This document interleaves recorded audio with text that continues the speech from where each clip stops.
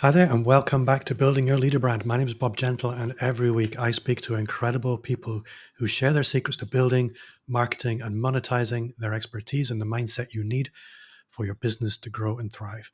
Before I go too much further, if you're new, take a second to subscribe. If you're not new, check you've subscribed. You probably haven't. Statistics would suggest that's the case. And if you're new to the show, yeah, you will probably also love the Personal Brand Business Roadmap. It's 50 pages of everything you need to start, scale, or fix your expert business. On the topic of expert business, today's guest is Sir Mike Morrison. Mike, welcome to the show. I'm technically a lord. Okay, Lord Michael Morrison. Yes, as long as we're counting those kind of, you pay £100 to become a lord. I was gifted one of those as a wedding favor. I've got like 1 meter square of land somewhere in Scotland. So Lord Mike Morrison. Yeah, let's not go there. No. Mike, welcome to the show. So, for the listeners meeting you for the first time, can you tell them a little bit about who you are, where you are, and what you do? Absolutely. So I'm Mike Morrison. I'm an expert in online memberships and subscription retention. And I'm founder of Membership Geeks, where we teach influencers and experts how to start and grow successful online membership businesses. And we do that through our free content and resources that we share across our blog, podcast, and YouTube channel, as well as in our own membership about memberships, the Membership Academy. So, from my mind, you are my go-to guy for expert memberships. I love your business. I love the vibe of your business, and I'm very excited to speak about this today because it's very pertinent for me. Mm, But I think it's very pertinent for a lot of people, and a lot of people are drawn to the membership style business sometimes for the lure of what appears to be easy money, mm, sometimes because there's just a very good call to greater impact, I mm, guess. And sometimes it's just the next logical step in scaling. Sometimes it's a blend of all three. mm, Um, if if I'm honest, I think a lot of people are drawn to memberships far too early. Um, but what I really wanted to challenge you with today, and I haven't prepared you on this, but I just wanted to imagine a parallel universe where Mike Morrison decides one day, you know what, I'm going to start my own business. mm. And you're starting from zero. You don't have an audience. You don't have necessarily even a professional reputation. How might you approach knowing what you know? Because you get to take that with you. Mm. How might you approach that journey now? I think knowing what I know, from not just my work with memberships, but everything before that, when I started out freelancing, started out agency, my focus would be on building that audience, building that following, building that brand around my expertise. That needs to come first. And when you say some people are drawn to memberships early, I think people are drawn to monetization perhaps a step too early.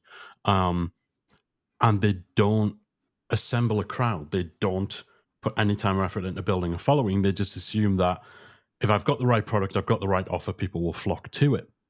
And it just doesn't happen like that. So I would start podcasting first and foremost. It's one of my big loves in terms of brand building and demonstrating your expertise and literally getting your voice out there, because I think that affinity to you, your personality, is as important, if not more important, than the knowledge that you're sharing. I think that's Mm. kind of the secret sauce.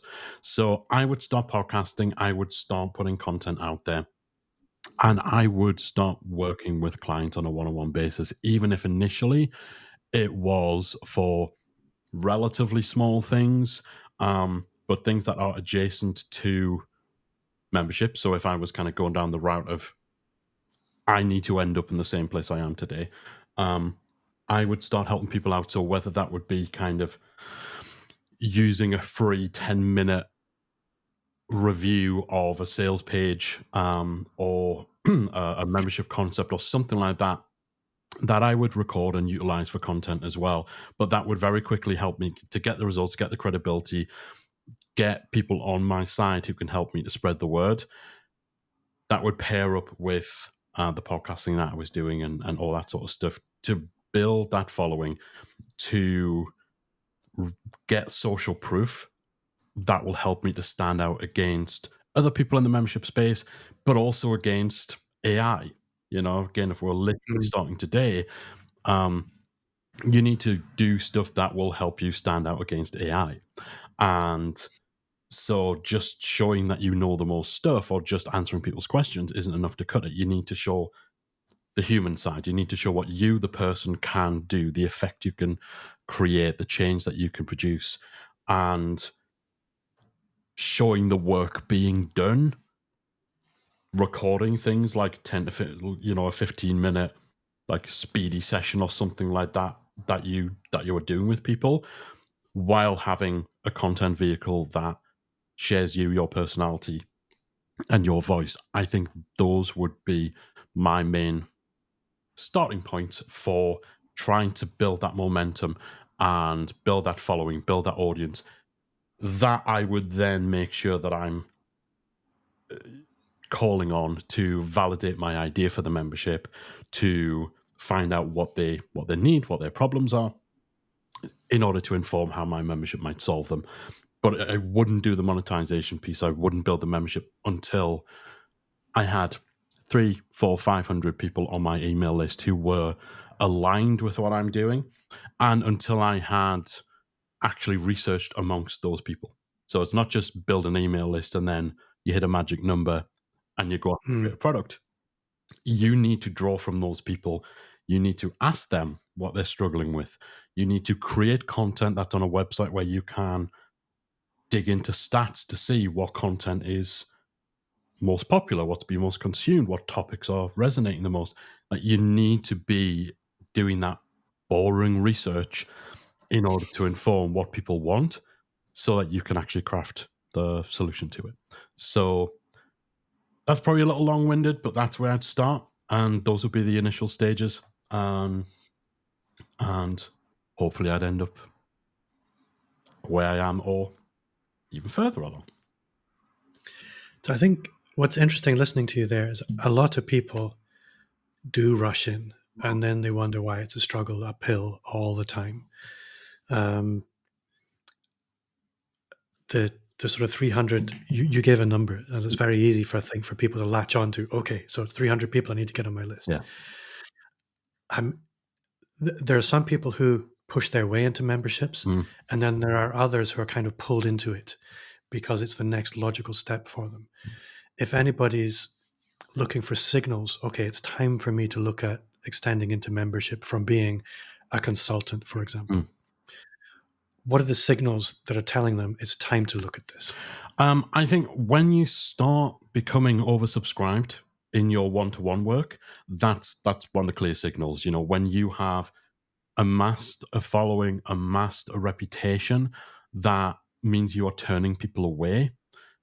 That is showing that there is a larger crowd of people out there who need your help, need your support, than you are able to service. Because if you're doing one-on-one work, you have to have a ceiling on how much you take on, because there's only so many hours in the day, right? So what most people will do is, when they start becoming oversubscribed, they put their prices up. Great, absolutely. Um, but even then, if you have more people coming who you're having to turn away, if you're turning away more people than you're accepting, or if you're having a lot of people where their needs are fairly similar, so it's not, 20 people contacted me this month and they all wanted a different thing. But if you're starting to get dozens of people who are all kind of wanting help with the same stage of the process, um, and then maybe more leaning towards, I just kind of need someone to point me in that direction. I just need some guidance. I'm willing to do the work myself on the execution. I kind of just need that expert vision, that expert pathway, or what have you. But if you're starting to kind of see those sort of patterns, where it's not necessarily people who just want to throw money at you and have you do it all for them, they're willing to do the work themselves. They just need to know what to work on. They just need to know where to go. They just need some information gaps filled. These are the kind of signals you're going to start to get, that would suggest, okay, Perhaps there's another modality in which I serve my audience. Perhaps there's a segment of my audience who are never going to be in a position to either be able to invest or to actually benefit from working with me one on one. But because their needs are all within the same realm, because there's clearly identifiable market needs as opposed to individual needs, this is something that I could service with a membership or with a course or with a workshop. Again, it's not starting with the membership. Like, membership is just a model.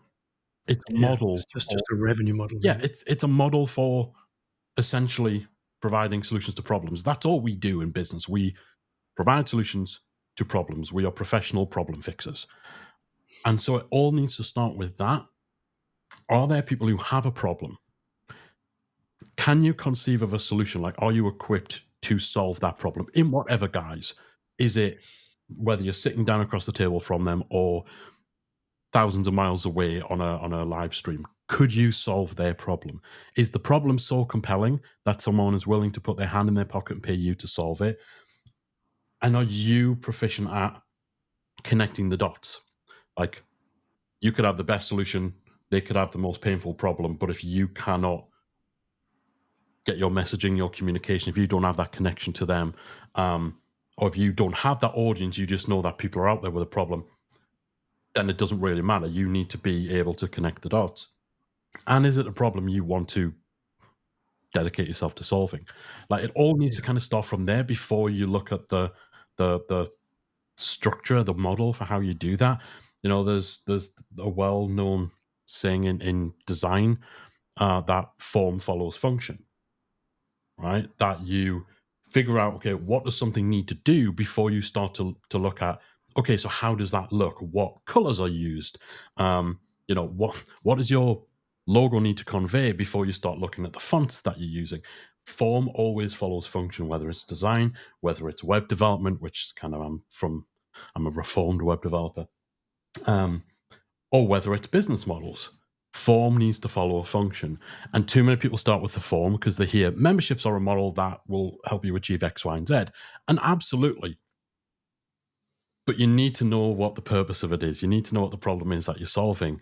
And that is critical to being able to actually determine, okay, is a membership the best way to solve this? Because it might be a course, or it might be that the only real way to solve the problems within your market that you want to solve and that you can solve is one-on-one. I love memberships. I eat, sleep, and breathe memberships, but not everyone should start a membership because not every problem is solved with a membership. Um, Yeah. so form needs to follow function. You need to build that audience.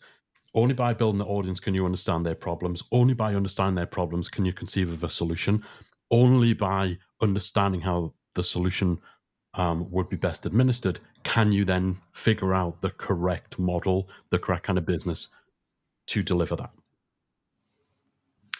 So the form follows function question, or phenomena, or guidance, whatever you want to call it, is really interesting. And I'd like to speak about a couple of assumptions Mm, that I'm probably guilty of, and I think a lot of my clients are probably guilty of, and to a large extent, you could argue rightly so, which is my clients tend to be fairly self-sufficient, assertive business owners mm, who would probably identify as they're not the type of people who join mm, memberships or groups.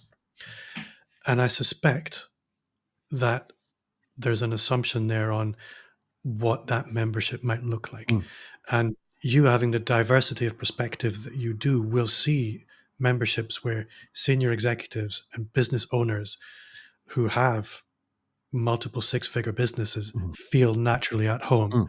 Um, how might we reframe the membership for that kind of person? I think when we're looking at sort of the entry level business, we know what that membership looks like, and they're accustomed to that kind of environment to get them to the point where they're flying a little bit. But the next tier up, I think it's easy to say they're not joiners. Mm. But I sense that's not the reality. And I know it's not the reality because I have a few people in mind. Mm. Yeah, absolutely. And again, it does just come down to understanding that audience and what they need, what are they missing, where are they now, where do they want to be, and what is going to close that gap. Generally, with memberships, a lot of people think that it's just about the content, it's about giving them stuff. It's about having the most courses, it's about having the most features. When the truth is, people don't join memberships for the stuff. They don't join memberships for the content. They join for what the content enables. They're joining for results. They're joining for progress. And so I think if you're aiming for that kind of higher tier of person where it's not, where their needs are not as easily solved with information and education, then it is just tapping into, okay, so what is missing for them? What is their pain point? What is the shortfall? Because everyone has one. And what is their motivator? So a lot of people who are early stage are motivated more by an outcome. They have a very specific point they want to get to. And sometimes that point will be, I want to launch something. I want to launch a podcast. I want to launch a YouTube channel. I want to launch a membership. I want to launch my first retail store.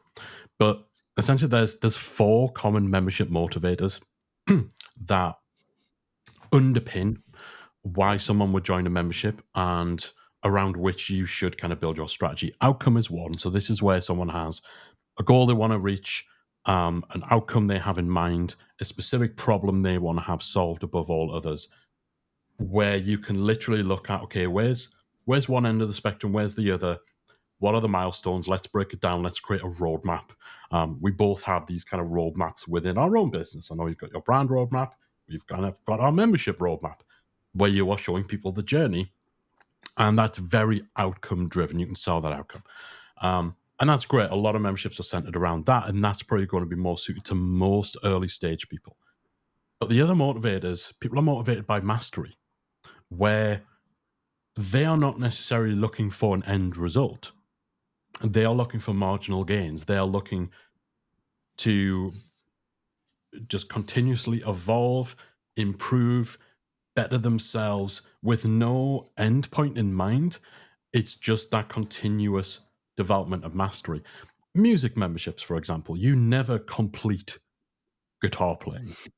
Like, you can always get better. There's always something to master. It's never done. And personal development. No one's ever complete. I know a lot of people try to sell this idea of here's a framework to become an alpha male. Let's not even talk about that notion, but there is no framework for final completion of humanity. Right? So it's mastery. It's never ending. It's continuous improvement. It's a lot more about marginal gains. So that's another big motivator. Connection is a huge motivator now more than ever, where so many of your problems can be solved by AI. So many tasks can be completed by AI. Websites can be coded by AI in a split second. So many endpoints can be reached by tools now, but it can't give you connection.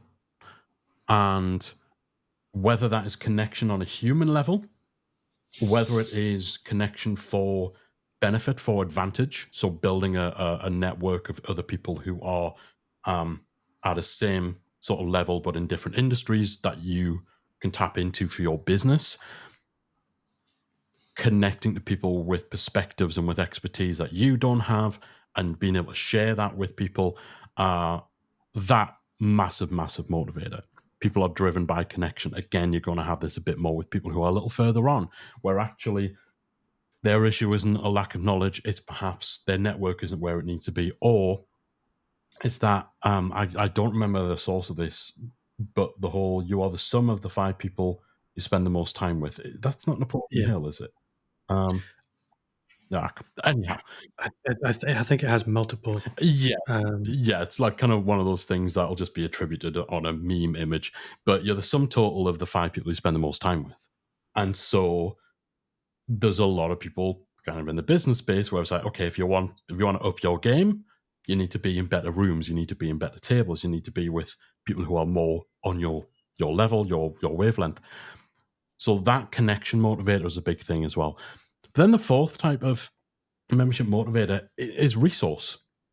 Some people just need a resource. They just need somewhere that has tools, that has templates, that has short videos on real specific things, where they don't want a community. They're not really driven by some big overarching goal. They just want things that will save them time, that will make their lives easier, that will be a resource to you. So, for example, one of our members, Mark Warner, he runs Teaching Packs, very long running membership that helps teachers of key stage 3 to 4, I think. And his membership is purely resource driven. He has pre made packs of learning materials for all the key topics. I think there's more of a focus on maths. And teachers basically pay and they can just come in, just download whatever they want. There's no path, there's no roadmap, there's no end goal in mind, there's no connection or community. It's just a resource. Web designers, graphic designers, pre-made templates, fonts, things that will save you an hour or two here and there. AI membership. So AI consultants have a membership where it's prompts for the different AI platforms to get the most optimal end result. So those are your four primary membership motivators, and it doesn't matter what level someone is at. There will be people who are more driven in depending on the topic, depending on kind of your niche or your niche. People who are more aligned with one of those core. There'll always be a little bit of a mix. You know, someone who's seeking mastery will also benefit from connection and resource, but there's generally in successful memberships one kind of North Star membership motivator that everything branches out from. And it's really about trying to tap into what that motivating factor is for your audience. And again, this all comes from just talking to people and listening to what they're saying about where they are, where they want to be, what's missing, what's the shortfall, and then working it all out from there. It was really interesting. Those four motivators, we've spoken several times, and I've never quite heard it put like that. It's really useful, and I think, yeah, those raw ingredients for motivation allow you a little bit of a creative approach to it, and it does break assumptions, which I really like.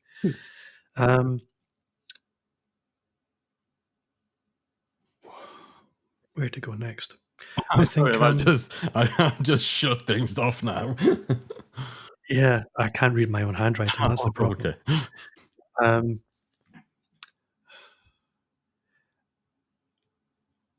this whole question of capacity for people one-to-one, that's kind of my story at the moment. I am very close to capacity, and it would be very easy to say, you know what, I'm just going to put the price up. Yeah.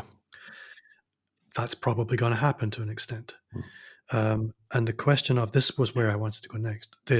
Being able to look at, okay, you can carry on doing what you're doing.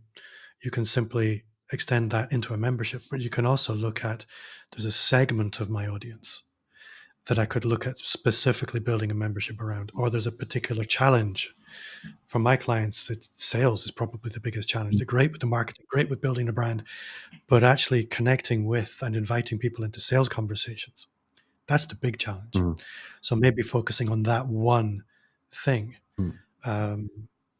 that is very interesting. There's lots of different ways that you can look at it. And I think this is where I see a lot of people thinking, this is what I've always done, so this is what I need to build a membership around. Yeah. Actually, maybe we can be a bit more creative. Maybe you've been a very successful instructional designer. You're not going to sell instructional design necessarily through a membership, but the guy who always springs to mind, you'll know who I'm talking about. The Texas plumber. Remind me of his name. The Texas plumber. When I talk Mark, Oh, this is going to drive me crazy. Mark Sheridan was swimming pools, wasn't he? And I don't think he's from Texas. No, it's oh, this is so frustrating. I met him at Social Media Marketing World. I'm going to find his name for the listener. Bear with me, Finn. You can edit this nonsense out. You'll know exactly who I'm talking about when I find his picture. So he is called Roger Wakefield. Ringing a Rings a bell? bell. I don't think I've ever met him. So Wakefield was a plumber Mm, in Texas, and he started making YouTube videos teaching people how to do little plumbing jobs around the mm, house. And he's got a colorful character, big handlebar mustache. And very quickly, he was oversubscribed as a plumber. mm, And he then had lots of plumbers coming around saying, "Look, how have you done this?" And so now he runs a big education business for plumbers, mm. a big membership site. And obviously, the YouTube channel generates quite a lot of revenue as well. I think he's somewhere around 100,000 YouTube subscribers, which for a plumber is pretty decent. But it would be very easy for him to just focus on teaching people how to do their home plumbing. Yeah. But he innovated, focused on a subset. Mm, Um, and I think there's opportunities there for when you do get to the point where you're at capacity. mm. Just because that's what got you there doesn't mean what's going to get you there. Yeah. Take a moment and look at, well, how could I maybe look at a reset? Well, this is the thing. Being oversubscribed, if you're starting off in that one-on-one place, being oversubscribed gives you options. And I Yeah, think it's at that point we all do it when we're starting out working. We take on jobs we, in the rear view, would prefer not to have. We allow ourselves little compromises because bills have to be paid, and you are. I think most kind of entrepreneurialism education or business education champions the idea of sales at any cost, or it's if you are getting sales, it's a good thing. yeah, There's not as much early stage stuff that has any nuance around, make sure it's actually a client you will want to work with. Make sure it's not somebody who, your heart drops every time an email comes in. Like, they don't focus on the actual human side of it. It's just sales are good. Um, but I think once you become oversubscribed, you get to start to think about, okay, what is success, right? Because everything is kind of like a successful business is the one that attracts customers who pay and make them money. But how much money? How many customers? How many people do you want to work with? And you don't get to think about those problems until you are getting to a point where you're oversubscribed. And then you start to think, okay, is success for me? Is it just more revenue? In which case, yes, we can put the price up. Cool. Put the price up, take on a few more customers. Is it growing something that isn't just around me, that's sustainable without me? Okay, oversubscribed. Now we kind of look at start building a team and refining the processes. So you go the agency route. Is it doubling down on just the part of your job that you enjoy the most? In which case, it's niching down and it's getting more selective. mm, Is it just lifestyle based? In which case, yeah, being more selective, turning more people away, only working with people who fulfill your criteria. That's the way to go. And so I think once you hit that point, really thinking about what do I want? And that's not done enough because marketing and sales is about, what do they want? What do they want? How can I give it to them? How can I get them to pay me for it? But that flip, and I remember when it happened for us, that flip is a life changer where you actually realize, you know what, so many people want what I'm offering. What do I want to offer? How do I want to offer it? Who do I want to work with? Fantastic, they yeah, want to work with me, but do I want to work with them? And I remember writing a little manifesto for myself, um, which point number one was something along the lines of like, no, can I do a yeah. mild You can. curse? I know what you're going to say. No arseholes allowed. And that was just, there was a bunch of other stuff like, we'll never take on a project that we can't deliver on. Like, we'll never try and oversell something. We'll never use hypey, sleazy stuff. So it was more about how do we want to show up? How do we want our business to be? How do we want our clients to be? And that informed everything. So we started essentially making our clients sell themselves to us. Like, not in an aggressive way. I know some people use that as a sales tactic, but in a legitimate way. Like, you had to apply You had to fill an application to be considered as a client. Um, and the shock on some people when we turned them down. Yeah, this isn't going to be a right fit for these reasons. Here's where you could go. Um, it was just kind of, well, no, that's not how this is supposed to work. I want to give you money. But I think the journey to things like a membership to one-to-many monetization for consultants, for people who are working with clients, kind of goes through that path. It goes through the path where you get to flip the, I suppose, power dynamic, the relationship between you and your audience, to really step into yourself as an expert, as someone people want something from, and recognizing that that gives you the ability to shape what that means, to narrow down, to expand out, to double down into one area. When we became oversubscribed, we were just kind of a general agency. We helped people with their online businesses, with digital marketing, with the tech side as well. Became oversubscribed in that, so started to become more selective about the type of projects we worked on. It was online communities, it was courses, and it was memberships, back when memberships were still fairly early stage. And we chose that because it was the kind of business we enjoyed, that we were having a lot of fun learning more about. And also the clients were better because they were usually a little further along. They were usually a little more ambitious. They were usually more interesting. Like, some of the most people I've met are people who've started memberships because, we've got people who've got memberships on how to train tropical fish, like how to take care of training people on how to take care of tropical fish.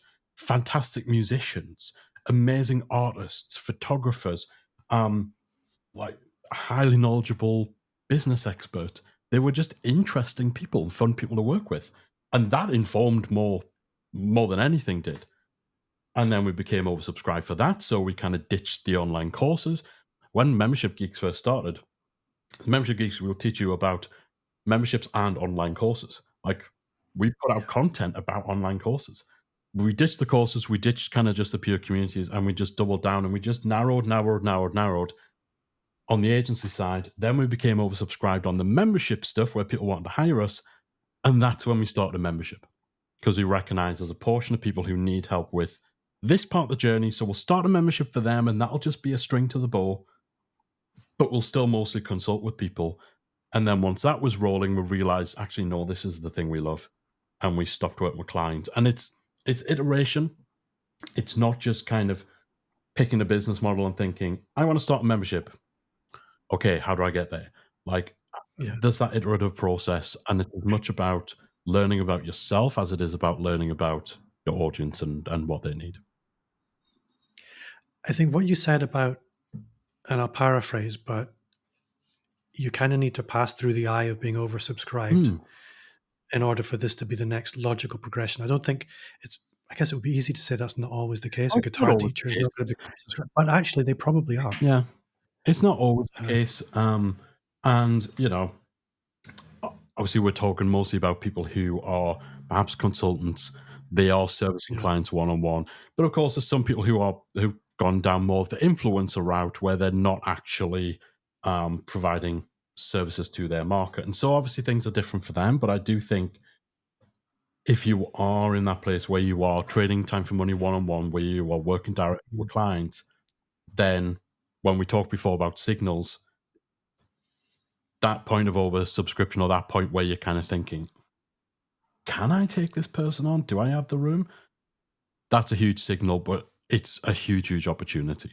And I think having passed through the eye of that needle um, gives you probably that stronger foundation Yeah. for everything that comes next, whether it's a membership, whether it's building a big agency, whether it's kind of deciding, you know what, I'm just going to cap my capacity at 20 hours a week and I'm going to double my price because actually that's the lifestyle I want.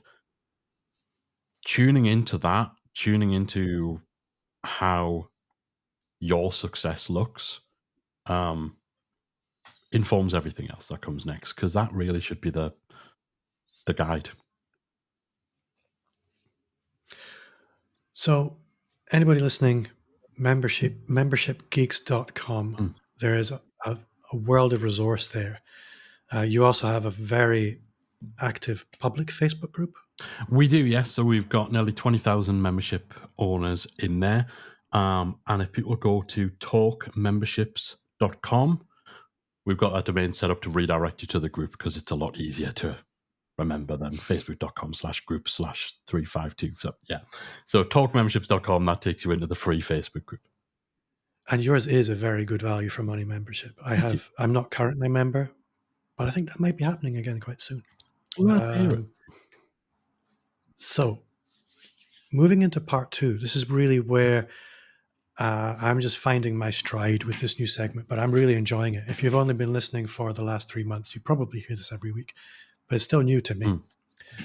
In fact, Mike, this is a milestone for me today. I didn't mention it last week, but this is episode 301. Oh, wow. Wow. So you are my 301th. Why am I saying that? Because it's a big deal for me. But yes, so I've only been doing this new segment for about the last 10 episodes, but I'm going to invite you to share 3 things people can go and take action on today. You've had the brief, you kind of know what's on the table. Go nuts. Thing number 1. So I know we kind of talked about, books people should read, and actions they should take. My go-to, one of my favorite books conceptually and practically, is Fix This Next by Mike Morrison. I loved the concept of a Maslow's hierarchy of needs-esque approach to running and scaling a business. And it was one of those things where when I read it, it's like, this is the most obvious approach to achieving sustainable growth in your business, and building the right kind of foundation and focusing on the right things at the right point. So I would highly recommend, like, every entrepreneur should be reading this, Fix This Next by Mike Morrison. I regularly dip back into it as the business grows and scales. And yeah, it's just one of the best business books written personally for me. So yeah. I think Mike Michalowicz, for me, is probably one of the smartest, most pragmatic people that you could possibly encounter in business. Yeah. I haven't read Fix This Next, but I've read Profit First, which completely changed my life. Yeah. The Pumpkin Plan and Get Different, his book, which focuses on marketing. Again, I really wish people would pick that book up and take it seriously. Yeah. So I'm going to have to go and read Fix This Next. It's fantastic. I've got a feeling it's going to be another Profit First for you in terms of, like, holy heck, how has this not been the way that all business has been taught? So yes, definitely highly recommend that book. Next thing I remember when I first read Profit First, for the listener, it's a bit entertainment. I got about 3 chapters in and I threw it across the room. I was so angry with what I've been doing for the previous 10 years. And the rest is history. And the people involved know who they are. Love that. So thing number 2. Thing number 2, I'm just kind of thinking of just like little habits that people can change that have made a big difference for me, is starting a to-do list. This isn't the particularly most original thought in the world, but obviously we run from to-do lists. I've got my to-do list for the whole week laid out, and we tick those items off. I use, and a lot of people will use, kind of a digital to-do list or project management system. But how often you would get to the end of the day and kind of think, what have I done today? Has today been productive? I don't feel I've accomplished as much as I wanted to do today. And that can gnaw at you and that can affect you the next day. So having a to-do list where I literally like write down every single day what I've achieved, what I've done that has been useful, including the little bits and pieces that come up that weren't on the to-do list. So I can sit down at the end of the day and actually see how well spent my day has been, what I've accomplished, and kind of end my day in peace. Again, it's not the most life-changing, world-changing kind of thing. It's just writing another list, but it's write a list of what you've accomplished and kind of focus on that rather than just ticking stuff off your to-do list. So, yeah, I'm a fan of the to-do list. I think that's actually disproportionately powerful. Mm, I have a similar practice that I've really only been doing for the last year, mm, but it's the first year where I haven't sort of regularly become overwhelmed. You know, when you have a productivity mm. system, sort of, I don't know which law of thermodynamics it is, but entropy always kicks in Yeah. and it just overwhelms you. For me, Ryder Carroll's bullet journal method Mm, has been a game changer. So similar to logging the things that you've done, it's simply logging everything that happens during the day. mm, So if there's a to-do item, you write it down, whether it's in a digital system or not, and you cross it off. mm. You don't put a line through it.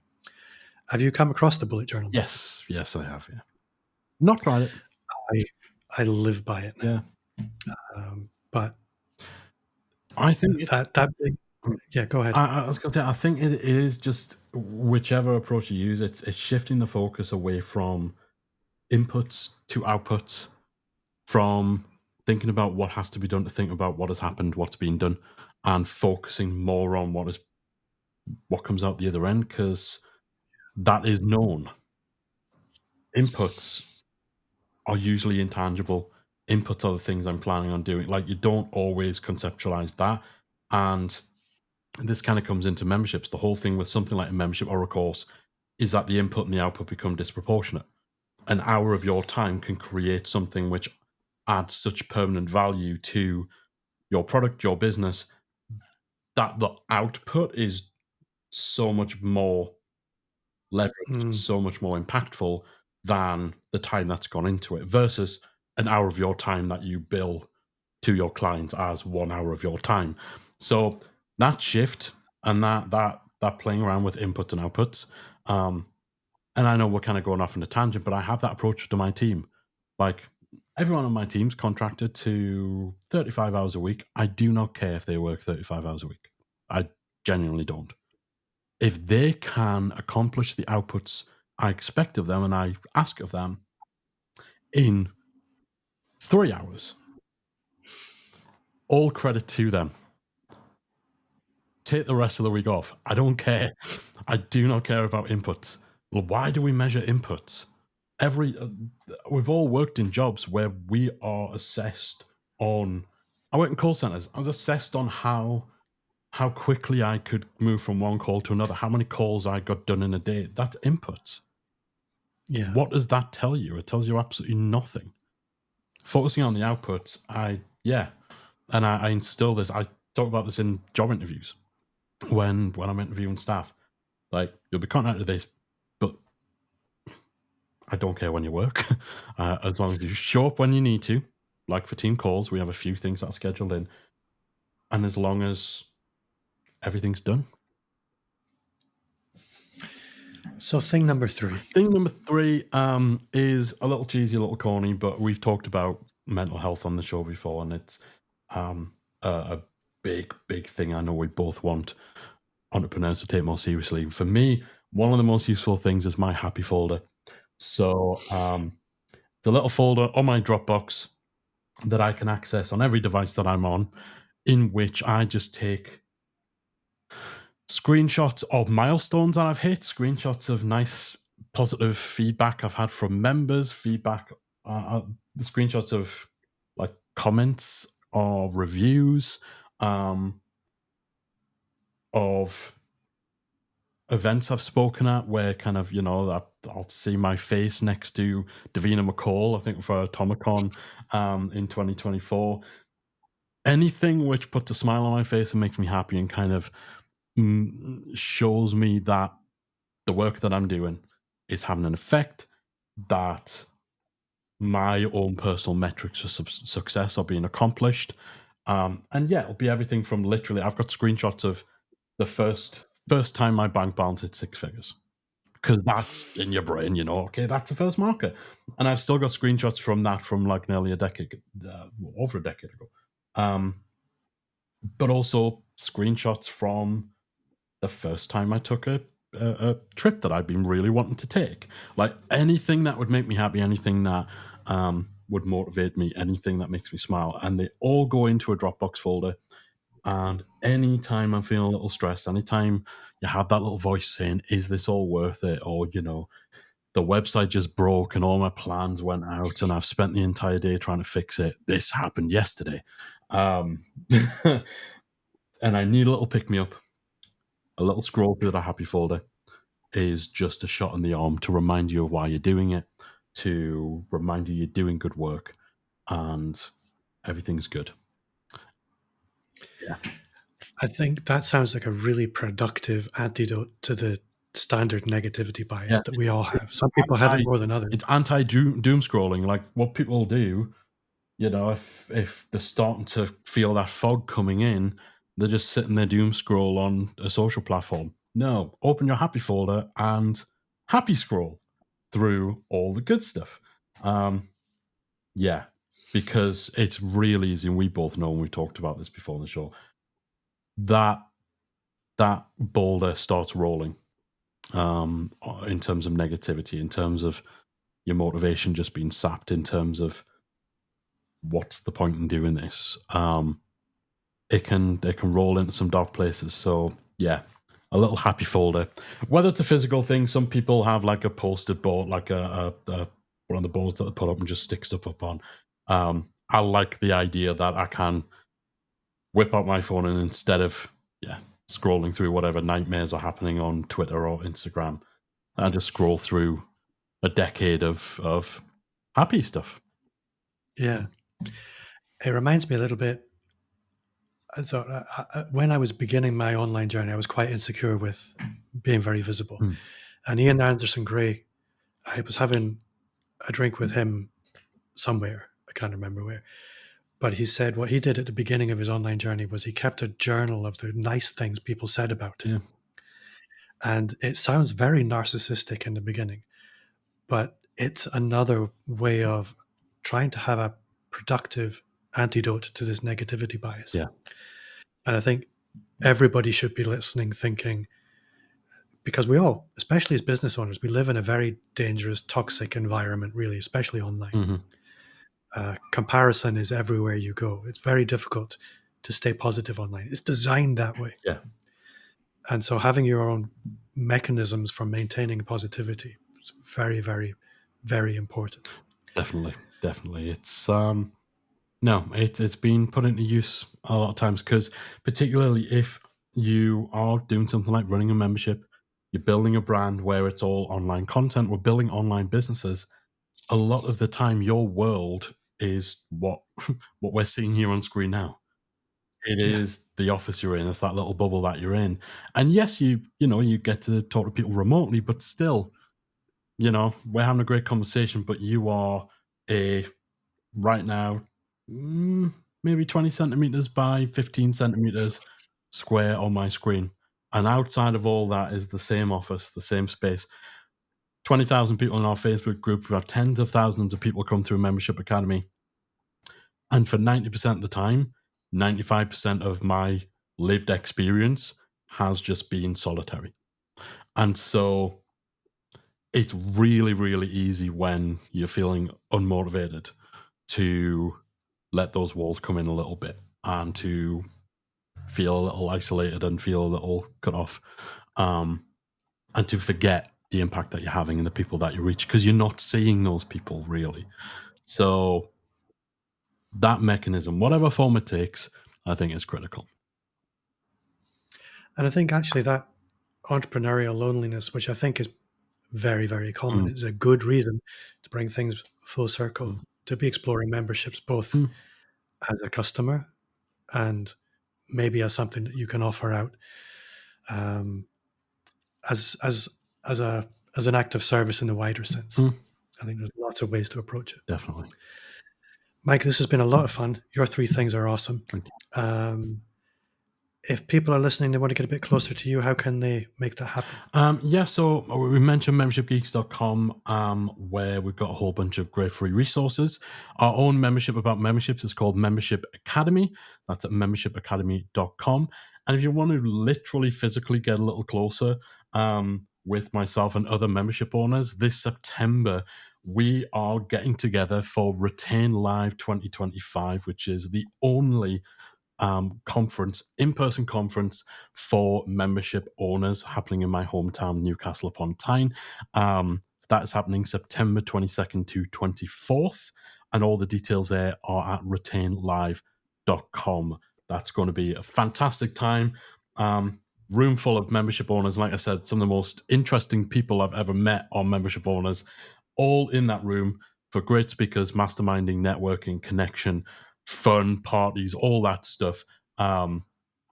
All centered around growing a membership. So that's at retainlive.com. And just to sneak in the little mention that early bird tickets are only available to the end of April. And yeah, that means just got a few weeks. Pull your finger out. Yes. Yes. Well, I'm hoping I'm going to be there. Obviously, I'm going to have to make that decision before the end of April. I think I'm around in September. I should have mentioned that conference a lot earlier than this. So I'll stick it in the show notes as the first thing people see. Mike Morrison, conference owner, Yeah. September, early bird tickets. Go for Oh, it. it's going to be a lot of fun.